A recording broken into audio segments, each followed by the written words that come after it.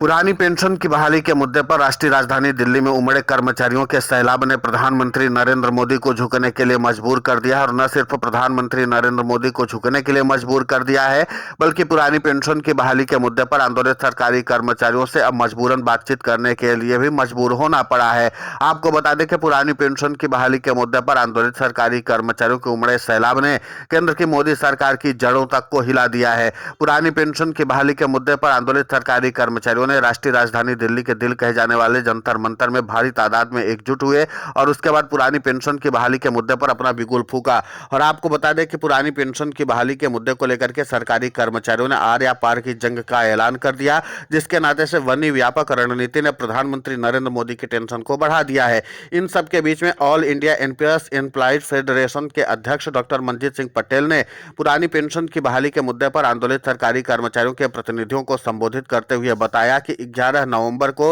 वित्त राज्य मंत्री पुरानी पेंशन की बहाली के मुद्दे पर आंदोलित सरकारी कर्मचारियों के प्रतिनिधि मंडल के साथ बाकायदा बैठक करेंगे। और न सिर्फ बैठक करेंगे बल्कि पुरानी पेंशन की बहाली के मुद्दे पर सरकारी कर्मचारियों के लिए क्या कुछ समाधान किया जा सकता है, उस पर भी बाकायदा बातचीत होगी। तो कुल मिलाकर के यह कि पुरानी पेंशन की बहाली के मुद्दे पर आंदोलित सरकारी कर्मचारियों का राष्ट्रीय राजधानी दिल्ली में कूच करना एक तरह से सफल साबित माना जा रहा है, क्योंकि सरकार सीधे तौर पर अब पुरानी पेंशन की बहाली के मुद्दे पर आंदोलित सरकारी कर्मचारियों के प्रतिनिधि मंडल से बातचीत करने के लिए तैयार हो गई है। अब ऐसे में देखना महत्वपूर्ण होगा कि जिस तरीके से पुरानी पेंशन की बहाली के मुद्दे पर आंदोलित सरकारी कर्मचारियों ने बिगुल फूका और उसका बहुत व्यापक असर देखने को मिला, कि क्योंकि केंद्र की मोदी सरकार जो है सीधे तौर पर पुरानी पेंशन की बहाली के मुद्दे पर आंदोलित सरकारी कर्मचारियों के प्रतिनिधियों से न सिर्फ बातचीत करने के लिए तैयार हुई है, बल्कि इस मामले पर समाधान करने के लिए भी तैयार हुई है। वहीं पर आजाद अध्यापक शिक्षक संघ के प्रांताध्यक्ष जो है भरत पटेल हैं, उन्होंने भी पुरानी पेंशन की बहाली के मुद्दे पर कहा कि सिर्फ जनवरी तक हम इंतजार करेंगे, यानी कि 2 जनवरी को उन्होंने सीधे तौर पर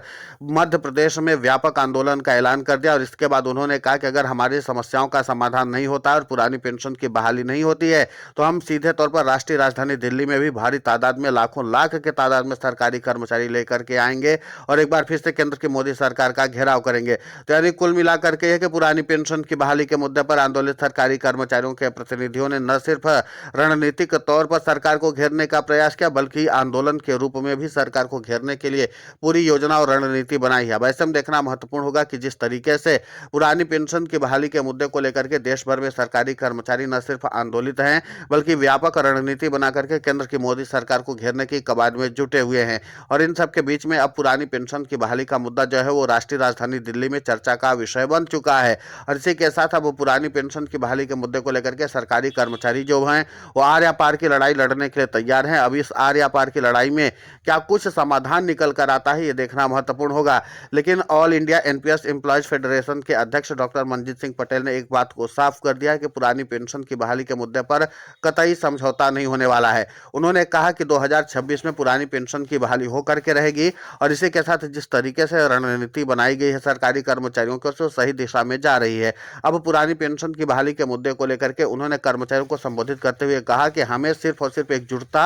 बनाए रखनी है। हमारी 80% पुरानी पेंशन जो है वो बहाल हो चुकी है, सिर्फ 20% पुरानी पेंशन बची हुई है। और उस 20% के लिए अगर हम लोग एकजुट होकर के लड़ाई लड़ेंगे, थोड़ी सी कठिन लड़ाई जरूर है, लेकिन इसका मतलब ये नहीं कि इस लड़ाई को जीता नहीं जा सकता। इसके लिए एकजुटता की जरूरत है, धैर्य की जरूरत है और सरकार के साथ सामंजस्य भी बनाने की जरूरत है, क्योंकि कोई राजनीतिक दल पुरानी पेंशन की बहाली नहीं करवा सकता है। कोई भी दल ऐसा नहीं है जो पुरानी पेंशन की बहाली करवा दे। सिर्फ और सिर्फ पुरानी पेंशन की बहाली सरकार कर सकती है और सिर्फ जब सरकार कर सकती है तो हम लोगों को सरकार के सामने अपनी मांगों को रखना चाहिए, अपनी बातों को रखना चाहिए, ताकि सरकार के साथ हम सामंजस्य बना करके अपनी पुरानी पेंशन को बहाल करवा लें। क्योंकि वक्त तेजी से निकलता जा रहा है और हमारे कर्मचारी भाई जो है वो रिटायर हो रहे हैं और जो रिटायर हो रहे हैं तो जाहिर सी बात है कि उनकी पेंशन और उनकी जीवन शैली जो है वो अधर में अटक रही है। ऐसे में हम लोगों को इधर उधर के रास्ते अख्तियार करने से बचना होगा और सीधे तौर पर सरकार के साथ